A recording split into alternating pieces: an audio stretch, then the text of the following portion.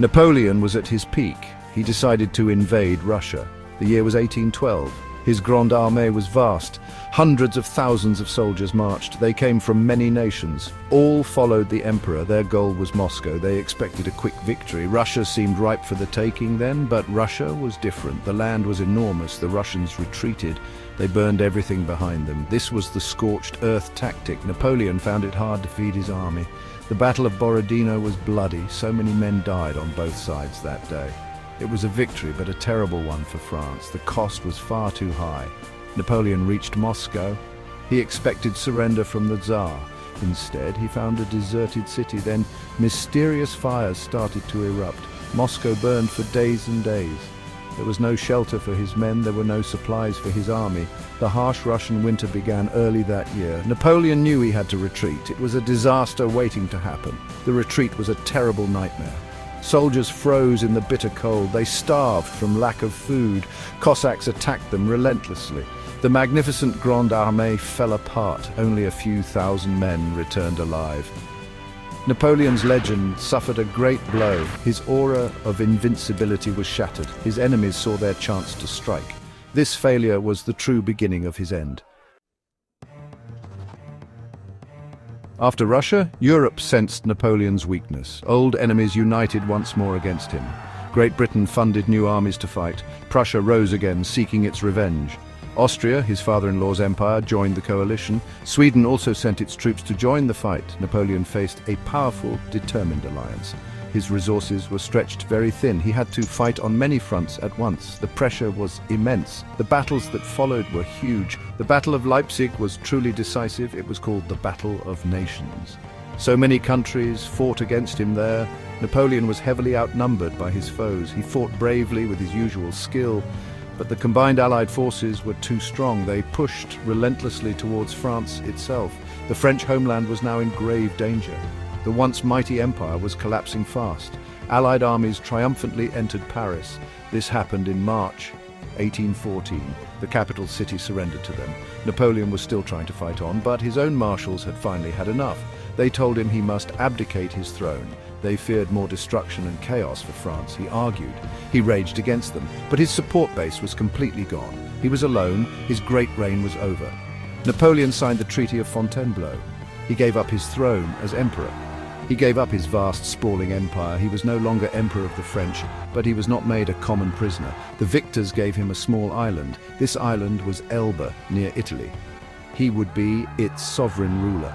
A tiny kingdom for a man who had once ruled continents. It was a dramatic fall from power.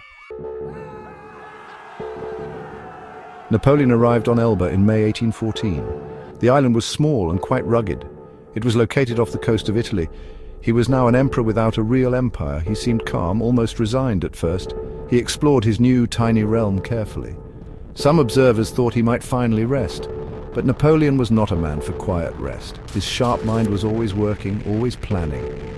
The ambition still flickered within him. He quickly became incredibly active. He was still Napoleon after all. He began to organize Elba's administration. He ordered improvements to its roads and agriculture. He designed a new flag for Elba. He even built a small army and a tiny navy. He ruled Elba like a miniature version of France. He showed his boundless energy to all. He showed his genius for creating order. He could not stop being who he was. News from mainland France reached him regularly. It was not good news for the new king. Louis XVIII was proving to be clumsy. The restored Bourbon monarchy made many mistakes. Many French people started to miss Napoleon. They remembered the glory he brought to France. They remembered the stability under his rule. Discontent grew steadily across the nation. Napoleon listened to these reports very carefully. He sensed his chance might come. Secret visitors came to the island of Elba. They brought messages of support and loyalty.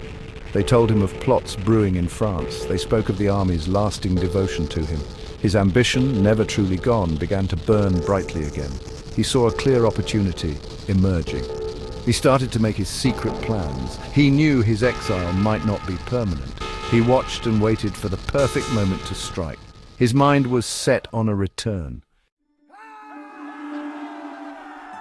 The time for waiting was finally over. Napoleon made his momentous decision. He would gamble everything he had left. He would attempt to return to France. He gathered his small band of loyal soldiers. About 1,000 dedicated men prepared to follow him. They worked in utmost secret on the island. The British ships patrolled the nearby waters. They must not suspect his audacious plan. It was a very bold and dangerous move. On the fateful night of February 26, 1815, they sailed. 7 small ships left Elba's shore. They slipped silently past the British cruisers. Luck, it seemed, was with them that night. The sea was calm and the wind fair. Napoleon stood on the deck of his ship. He looked towards the coast of France. His destiny called him once more to greatness. He landed near Cannes on March 1st. The Eagle had returned to its homeland. His march towards Paris was truly extraordinary. King Louis XVIII sent troops to stop him. Near the town of Grenoble, Napoleon faced a regiment. He stepped forward, completely alone and unarmed. He opened his famous grey coat wide. "Soldiers, if there is one among you who wants to kill his emperor, here I am." The soldiers hesitated, then shouted, "Vive l'Empereur!" They immediately joined his growing cause. His powerful charisma was simply irresistible. More and more troops defected to his side. His army grew larger with every passing day. Towns and cities welcomed him as a hero. The Bourbon monarchy in Paris panicked. King Louis XVIII fled the capital in haste. On March 20th, Napoleon entered Paris triumphant. He was cheered wildly by huge, ecstatic crowds. He was Emperor of the French once again. The amazing 100 Days had begun. Europe was stunned, then angered. War was inevitable. His return showed his incredible resilience and will.